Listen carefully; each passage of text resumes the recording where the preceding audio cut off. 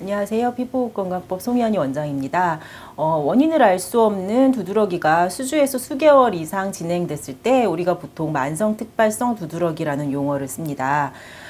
만성특발성 두드러기란 반응을 일으킬 만한 특별한 환경 변화 원인을 알 수 없는 유발물질을 알 수 없는 두드러기라고 여러 번 설명드렸는데요. 대부분 하지만 만성특발성 두드러기를 앓고 계신 분들을 이렇게 생활검진을 해보면 여러 기간 동안 스트레스에 미묘하지만 노출되셨다던가 아니면 뭐 환경 변화가 본인은 특별하게 알 수 없지만 체력 저하를 유발할 수 있는 환경이 있었다거나 기타 등등 미묘하지만 장시간에 걸친 체력 저하나 면역력 저하를 일으킬 수 있는 반응들이 있는 경우가 대부분입니다.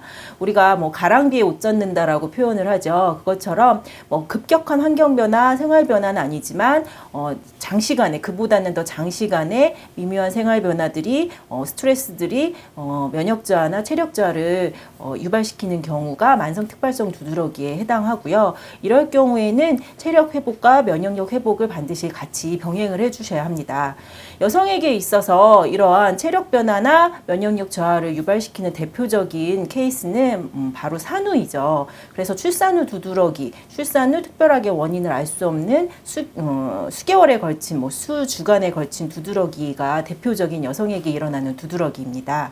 여성의 출산 후 발생하는 두드러기는 여러 가지 패턴으로 나타날 수 있습니다. 어떤 사람은 음식을 전혀 먹지 못하고 소화를 못 시키면서 두드러기가 발생할 수도 있고, 어떤 사람은 음식을 먹기만 하면 두드러기가 생기기도 하고, 또 경우에 따라서는 오한이 동반되면 두드러기가 나타날 수도 있고, 반대로 열이 나면서 땀이 많아지면서 두드러기가 발생할 수도 있고, 여러 가지 패턴으로 나타나는데요.